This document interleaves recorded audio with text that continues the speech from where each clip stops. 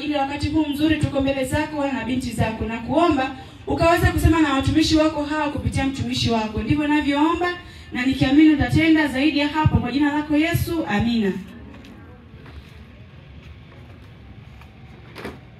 Sasa siku ya kwanza kabisa tulikuwa na somo linalosema mwanzo mpya. Kwa walio kuwepo wanaweza wakanielewa vizuri.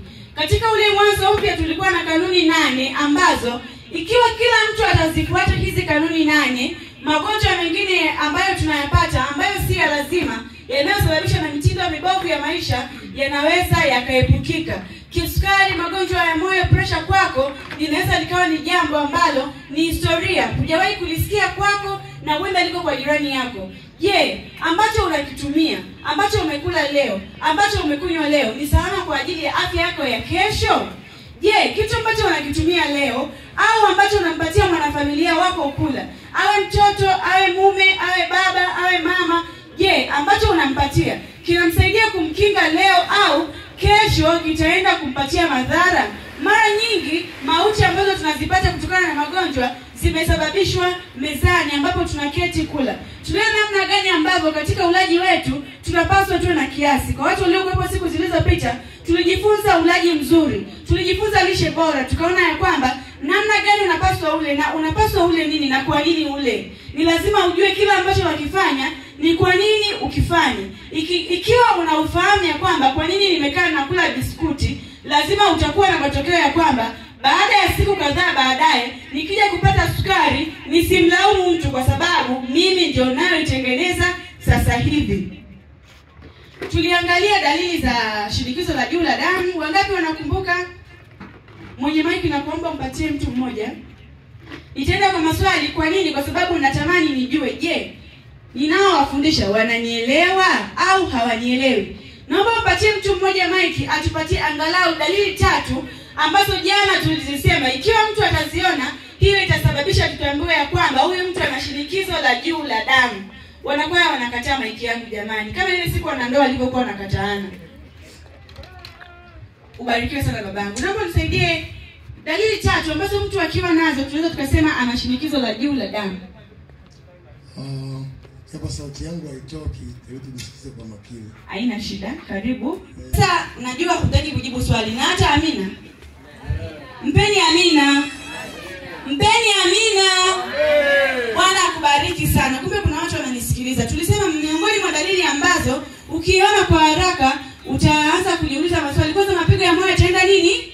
Yataenda kasi kuliko ambavyo ulizoea. Niliwaambia jana, penda kuweka kidole chako hapa. Usikilize, je, hapa mapigo ya moyo yangu yanapopiga sasa hivi ndivyo yalivyopiga jana? Ndivyo yalivyopiga juzi? Ndivyo yalivyokuwa wiki iliyopita au mwezi uliopita? Jitahidi kuwa mlinzi mkuu wa mwili wako. Wewe ndio mlinzi mzuri na daktari mzuri kwa mwili wako. Tuliangalia kuchoka bila kufanya jambo lolote, kupata changamoto ya kizunguzungu mara kwa mara, kutoka damu puani kwa ambao wana pressure juu zaidi, na maumivu ya kifua, kupumua kwa shida pamoja na uchovu mara kwa mara. Vitu kama hivyo tuliviona jana. Tukasema leo tutaangalia namna ya kuzuia shinikizo la juu la nini jamani? La damu. Shinikizo kubwa la damu linaweza kuzuilika na au tuseme yani kuliprevent kwa kufuata mambo haya. Jambo la kwanza, punguza matumizi ya chumvi. Chumvi isizidi kijiko kidogo cha chai kwa mtu mzima, kiwe kijiko kimoja. Angalia sura ya ulaji unaofaa. Na kumbuka siku zilizopita niliwaelezea namna ambavyo tunapaswa tutumie matumizi ya chumvi yetu yanapaswa yaweje. Tuliangalia mtu mzima kwa siku moja, yani masaa 24 anapaswa atumie chumvi ambayo haipaswi kuzidi kijiko kimoja cha chai kikiwa flat. Kisiwe kimejaa mpaka juu, kiwe flat. Kwa hiyo jitahidi sana. Je, matumizi yako ya chumvi leo yamezidi au yamepungua hapo? Kuwa na matumizi madogo ya chumvi. Jambo jingine, epuka kunywa pombe. Ikiwa kuna msikilizaji hapa ni anatumia pombe au anapita njiani anamsikiliza kwamba anatumia pombe, ni kuombe uweze kuepuka matumizi ya pombe. Mtumishi uliyeko hapa, kemikali ambazo unapotumia leo, kesho mwili wako unashawishika kutumia tena. Kwa hiyo mtu anaweza kuwa kweli dhamira yake anatamani kuacha pombe au kuacha sigara, lakini vile vileo ambavyo viko katika mwili wake tayari vinamfanya awe na shauku zaidi na zaidi ya kuhitaji kutumia kileo hicho. Kwa hiyo unapomuona mtu alisema jana mimi leo nimetaacha pombe, na kesho ukamuona anakunywa, wala usimcheke wala usimpuuze. Dhamira yake ni kweli anatamani kuacha, lakini kiukweli sio jambo rahisi kama ambavyo unafikiria. Wangapi wamewahi kunyonya kidole utotoni kwao? Wangapi wamewahi kunyonya kidole? Sio dhambi jamani, huwa inatokea. Wangapi wamewahi kunyonya kidole? Mkutano mzima hamna ambaye amewahi kunyonya kidole? Hamkumbuki? Aya, mimi naomba nijitolee mfano. Mimi nilikuwa nanyonya kidole. Sasa nilikuwa napigwa sana ili niweze kuacha kunyonya kidole. Lakini naamua kabisa kuanzia leo sitanyonya kidole. Lakini najikuta tu nimeshafanya nini? Nimeshanyonya. Afu nakuja kukumbuka, hivi kumbe nilijiambia kwamba sipaswi kunyonya kidole. Ilinichukua muda na nilipata shida sana mwanzoni kuacha. Nikaja kutamani kujua hivi kwa nini nilikuwa napata shida kuacha.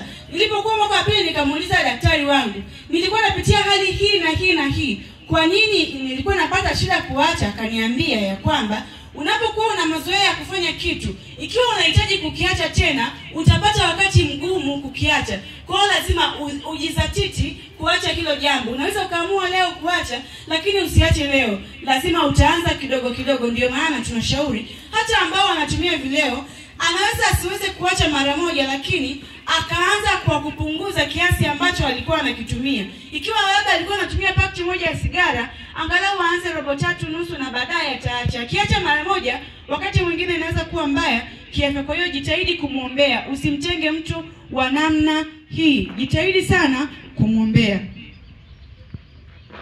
Jitahidi sana kuacha kutumia vileo kwa aina zake. Nimeshakwambia matumizi ya pombe, tumbaku kwa aina zake.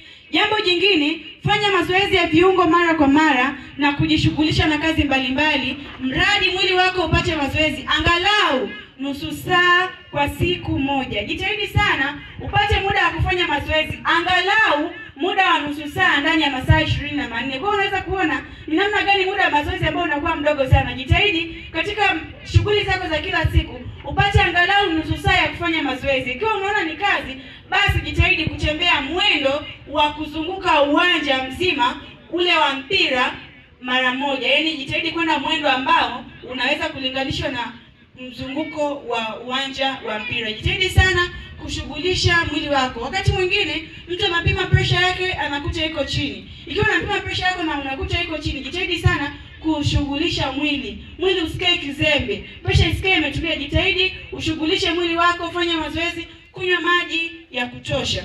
Jambo jingine, epuka uzito mkubwa kupita kiasi na unene. Tuliangalia visababishi vya pressure, miongoni mwake ni kutofanya mazoezi na kuwa na mwili mkubwa au kuwa na unene au kuwa na uzito unaopita kiasi.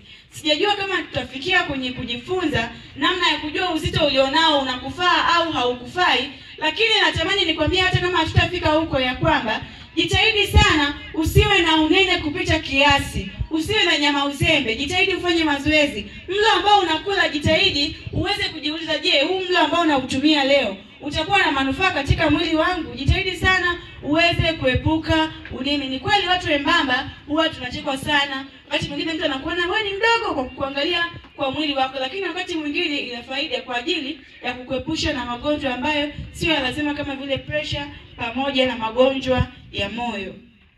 Jambo jingine, epuka matumizi ya tumbaku pamoja na aina zake kama vile sigara, kama vile ugoro. Wazee wangu wana tabia sana ya kula ugoro. Watu wengine wameenda mbali zaidi, wanasema kwamba ugoro ni dawa ya mafua, kwamba unapotumia unavuta alafu unapiga chafya kwamba unapunguza mafua yako. Hapana. Unapotumia ni kweli utaona nafuu kwa leo, lakini kesho itakubidi utumie tena. Kwa hiyo unajikuta unahitaji kutumia mara kwa mara. Epuka sana matumizi ya tumbaku kwa aina zake. Jambo jingine, kula matunda na mboga mboga kila siku. Mwenye maiki yuko wapi? Ametukimbia. Haya, naomba mwanafunzi mmoja asimame. Wanaanza, naomba mmoja asimame. Mchicha mweupe, mzee anapenda sana mboga za majani kabla ya kunywa chai. Angekuwa mzee hapendi? Mimi napendelea mchicha. Wewe unapendelea mchicha? Na watoto? Watoto kile ninachokipenda na wao ndio wanakula. Ukiona wakipendi ndio maana napendelea mchicha kwa sababu na wao nakipenda. Sasa ubarikiwe. Naomba mpatie mama mwingine maiki.